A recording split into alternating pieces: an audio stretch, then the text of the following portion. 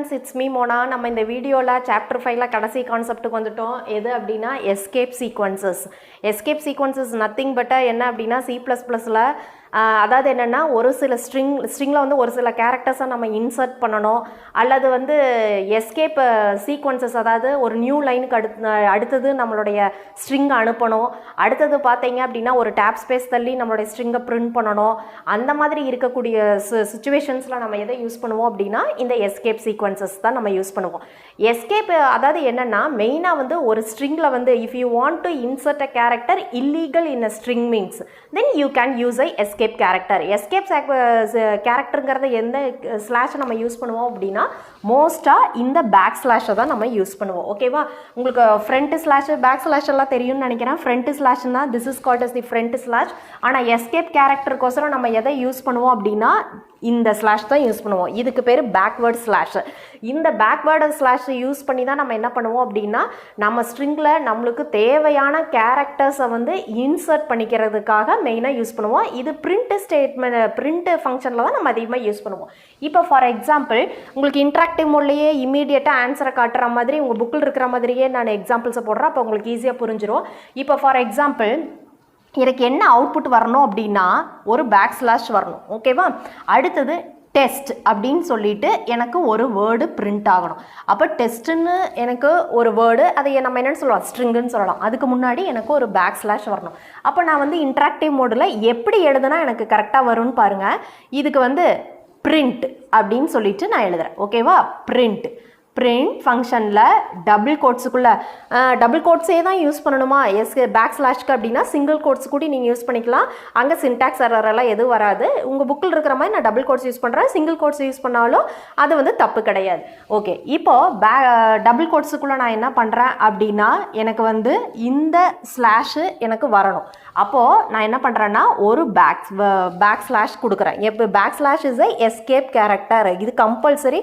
உங்களுக்கு ஒரு ஸ்ட்ரிங்கில் ஏதாவது கேரக்டரை நீங்கள் இன்சர்ட் பண்ணணும்னா கம்பல்சரி நீங்கள் என்ன கொடுக்கணும் அப்படின்னா ஒரு பேக் ஸ்லாஷை கொடுக்கணும். இப்போ பேக் ஸ்லாஷ் கொடுத்துட்டேன். கொடுத்த பின்னாடி எனக்கு எந்த கேரக்டர் எனக்கு பிரிண்ட் ஆகணும்? இந்த பேக் ஸ்லாஷ் எனக்கு பிரிண்ட் ஆகணும். அப்போ நான் என்ன பண்ணுறேன்னா இன்னொரு பேக் ஸ்லாஷ் கொடுக்குறேன். கொடுத்துட்டு அதுக்கப்புறம் எனக்கு என்ன ஸ்ட்ரிங் எனக்கு பிரிண்ட் ஆகணும்? டெஸ்ட் அப்படின்னு சொல்லிட்டு எனக்கு பிரிண்ட் ஆகணும். கொடுத்துட்டு இந்த டபுள் கோட்ஸை இங்கே நான் க்ளோஸ் பண்ணினேன்னா எனக்கு எப்படி அவுட்புட் வந்திருக்குது? அப்போது இந்த ஃபஸ்ட் ஒன்னை வந்து என்ன எடுத்துக்கோ, எஸ்கேப் கேரக்டர்.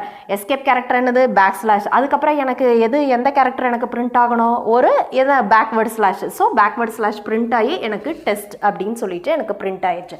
இது நீங்கள் சிங்கிள் கோட்ஸில் கொடுத்தாலும் உங்களுக்கு எரர் வராது. நெக்ஸ்ட் அடுத்தது பார்த்தீங்க அப்படின்னா டஸ் நாட். உங்கள் புக்கில் இருக்கிற எக்ஸாம்பிளே எழுதுகிறேன், அப்போ தான் நீங்கள் பார்த்தோன்னா புரியுங்கிறக்காக.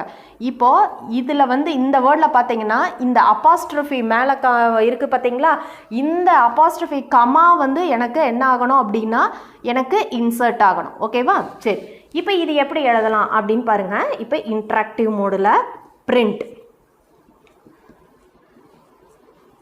டபுள் கோட்ஸுக்குள்ளே ஃபஸ்ட்டு n வரைக்கும் எழுதிக்கலாம். ஓகேவா? n வரைக்கும் நம்ம டபுள் கோட்ஸில் தான் யூஸ் பண்ணுறோம். ஸோ DEOES n வரைக்கும் எழுதிட்டேன்.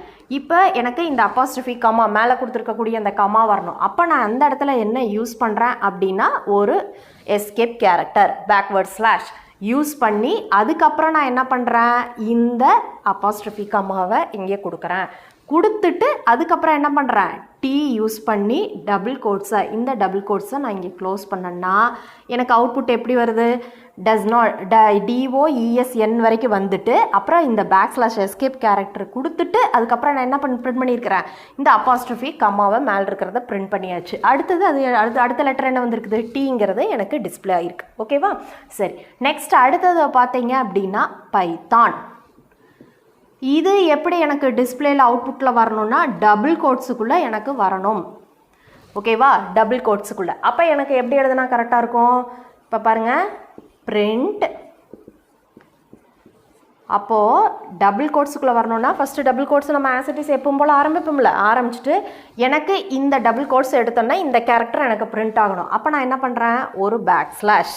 அதுக்கப்புறம் எனக்கு டபுள் கோட்ஸ் பிரிண்ட் ஆகணுங்கிறதுக்காக அந்த டபுள் கோட்ஸை நான் இங்கே கொடுத்துட்டேன். அதுக்கப்புறம் பைத்தான் கொடுத்துட்டு அதுக்கப்புறம் என்ன பண்ணுறேன்? இந்த டபுள் கோட்ஸ் எனக்கு வரணும். அப்போ நான் என்ன பண்ணணும்? இன்னொரு எஸ்கேப் கேரக்டர் கொடுத்துட்டு அப்புறம் double quotes. Okay, double quotes கொடுத்துட்டு அதுக்கப்புறம் நான் என்ன பண்ணுறேன்னா இதனுடைய டபுள் கோட்ஸை நான் இங்கே முடிக்கிறேன். முடிச்சோன்னா எனக்கு எப்படி பிரிண்ட் ஆகும்? PYT. ஃபஸ்ட்டு வந்து இந்த பேக்வேர்டு ஸ்லாஷ்க்கு அப்புறம் நான் எஸ்கேப் கேரக்டருக்கு அப்புறம் என்ன கொடுத்துருந்தோம்? இந்த டபுள் கோட்ஸ். ஸோ அது பிரிண்ட் ஆகிட்டு பைத்தான்கிறது பிரிண்ட் ஆகிருக்குது. அதுக்கப்புறம் இந்த கோட்ஸை பிரிண்ட் பண்ணுறதுக்காக, இந்த டபுள் கோட்ஸை பிரிண்ட் பண்ணுறதுக்காக இங்கே ஒரு எஸ்கேப் கேரக்டர் கொடுத்துருக்குறோம். அப்போ எனக்கு என்ன ஆகுது? அந்த கேரக்டர் வந்திருக்குது. இது வந்து ஆஸ் இட் இஸ் டபுள் கோட்ஸ்க்குள்ள நம்ம என்ன கொடுக்கணும், பிரிண்ட் ஆகணும் கொடுக்கறது வந்து நம்ம இங்கே க்ளோஸ் பண்ணியாச்சு. ஓகேவா? சரி, நெக்ஸ்ட் அடுத்தது பார்த்தீங்கன்னா பைத்தான்னு வரணும். அடுத்தது லாங்குவேஜுங்கிறது LANGங்கிறது நான் என்ன பண்ணியிருக்கேன்னா ஷார்ட்டில் அடுத்த லைனில் எனக்கு வரணும். ஓகேவா? சரி, இப்போ இந்த மாதிரி சுச்சுவேஷனில் நம்ம என்ன யூஸ் பண்ணலாம் அப்படின்னா எஸ்கேப் கேரக்டர்ஸ் நிறைய இருக்குது. /n /t /rன்னு இருக்குது. இதுதான் மெயினாக உங்கள் புக்கில் கொடுத்துருக்கிறது. /nன்னா என்ன மீனிங்னா நியூ லைன். இப்போ பைத்தான்ங்கிறது ஃபர்ஸ்ட் லைனில் எனக்கு பிரிண்ட் ஆகணும். அடுத்த லைன் நியூ லைனில் போய் LANGங்கிறது எனக்கு பிரிண்ட் ஆகணும். அப்போ அது எப்படி எழுதலாம்? இங்கே பாருங்கள், பிரிண்ட் டபுள் கோட்ஸுக்குள்ள பைத்தான். ஓகே, பைத்தான் /n அடுத்தது என்ன எழுதியிருக்கிறேன்? LANG. அவ்வளோதான். இது கொடுத்துட்டோம்னா எப்படி பிரிண்ட் ஆகுது? ஃபஸ்ட்டு பைத்தான் பிரிண்ட் ஆகுது. /nன்னா என்ன பண்ணுது? It takes the cursor to the first position of the new line. அடுத்த லைனுக்கு எடுத்துகிட்டு போயிடுது. LANGங்கிறது நெக்ஸ்ட் லைனில் எனக்கு பிரிண்ட் ஆயிருக்கு. சரி, உங்கள் புக்கில் என்ன பண்ணியிருப்பாங்க அப்படின்னா பைத்தானுக்கு ஒரு கோட்ஸு, இங்கே ஒரு கம்மா, அடுத்தது இதுக்கு ஒரு டபுள் கோட்ஸ் கொடுத்து இங்கே ஒரு கம்மா கொடுத்துருப்பாங்க. அப்படி கொடுத்தாலும் ஒரே மீனிங் தான், இப்படி கொடுத்தாலும் ஒன்று தான். ஓகேவா? ஸோ எப்படி என்னாலும் நீங்கள் பண்ணிக்கலாம். நீங்கள் வந்து இதுக்கு தனியாக டபுள் கோட்ஸ் கொடுக்கணும்னு அவசியமே கிடையாது. நீங்கள் இப்படி கொடுத்தா கூட உங்களுக்கு நெக்ஸ்ட் லைனு போயிடும். ஓகேவா? சரி, அடுத்தது பாருங்கள். எனக்கு அடுத்ததில் என்ன வரணும் அப்படின்னா பைத்தான் ஒரு டேப் ஸ்பேஸ் தள்ளி LANG அப்படிங்கிறது எனக்கு பிரிண்ட் ஆகணும். அப்போ நான் என்ன பண்ணுறேன்? பிரிண்ட் இது எப்படி எழுதுகிறேன் பாருங்கள். பிரிண்ட் ஃபங்க்ஷனை பைத்தான் எஸ்கேப் கேரக்டர். என்ன எஸ்கேப் கேரக்டர் இப்போ நான் இங்கே யூஸ் பண்ணுறேன்னா இங்கே எனக்கு இந்த மாதிரி டேப் ஸ்பேஸ் வரணும். அப்போது T யூஸ் பண்ணி LANGன்னு கொடுத்து டபுள் கோட்ஸை க்ளோஸ் பண்ணணுன்னா எனக்கு என்ன மாதிரி வருது பாருங்கள். ஃபஸ்ட்டு பைத்தான் எனக்கு பிரிண்ட் ஆயிடுச்சு. இது டேப் ஸ்பேஸ் தள்ளி ஒரு சின்ன கேப், டேப் ஸ்பேஸ் தள்ளி அடுத்தது LANGங்கிறது எனக்கு பிரிண்ட் ஆயிருக்கு. இப்போது இந்த டேப் ஸ்பேஸ் வந்து பார்த்தீங்கன்னா ஒவ்வொரு பைத்தான் இன்டரப்டர்லேயும் ஒவ்வொரு மாதிரி இருக்கும். இப்போ வந்து நீங்கள் 3 வெர்ஷன்ஸை யூஸ் பண்ணிங்கன்னா டேப் ஸ்பேஸ் வந்து சைஸ் வந்து உங்களுக்கு எவ்வளோ ஸ்பேசஸ் எடுத்துக்கணும்னா நார்மலாக பார்த்தீங்கன்னா 8 எடுத்துக்கும். ஓகேவா? ஒரு சிலதில் 4ல் காட்டும். நீங்கள் டேப் ஸ்பேஸ் சைஸை வந்து நீங்கள் இன்க்ரீஸ் பண்ணிக்கலாம்.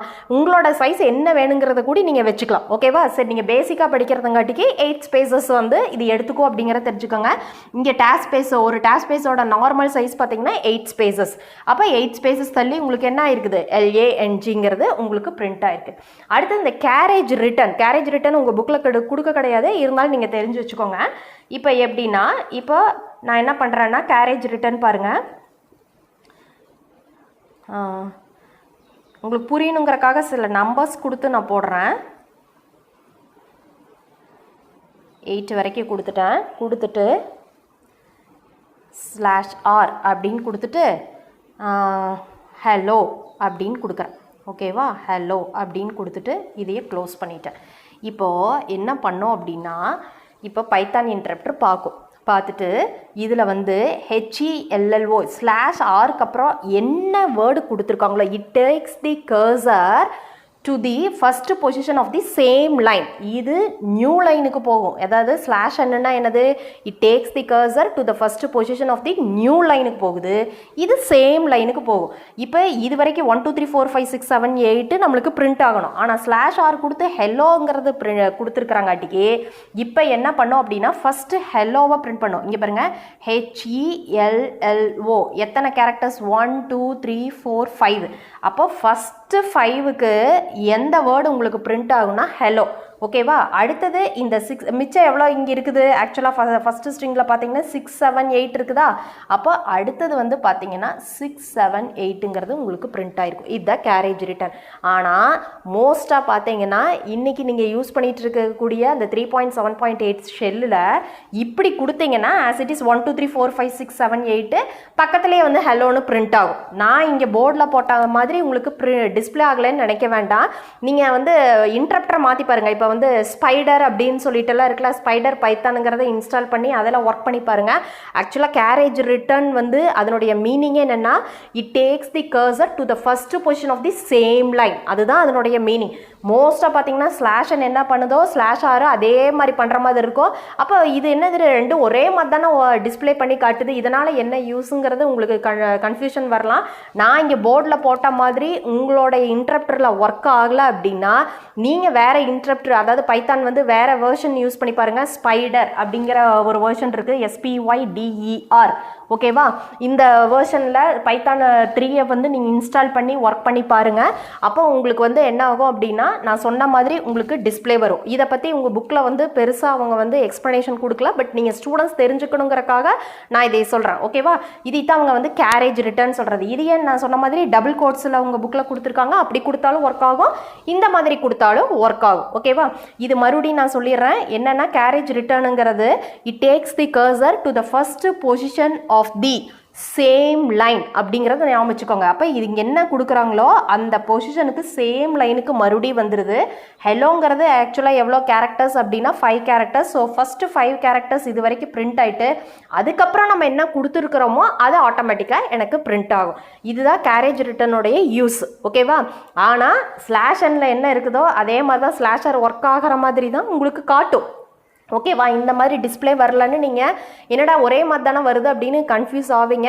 ஸோ அதுக்கு தான் நான் என்ன சொல்கிறேன் அப்படின்னா ஸ்பைடருங்கிறது இன்னொரு வேறு வேர்ஷன்ஸ் இல்லை, ஸ்பைடருன்ட்டு இல்லை, வேறு வேர்ஷன் ஏதாவது பைத்தானில் யூஸ் பண்ணி பாருங்கள். இந்த கேரேஜ் ரிட்டர்னுங்கிறது இந்த மாதிரி உங்களுக்கு ஒர்க் ஆகிறத நீங்கள் தெரிஞ்சுக்கலாம். Okay, these are all the escape sequences. Escape கேரக்டர்னாலே மைண்டுக்குள்ளே உங்களுக்கு என்ன வந்துடணும்? Back slash. இது எதுக்காக பேக் ஸ்லாஷை யூஸ் பண்ணி என்ன பண்ணுறோம்?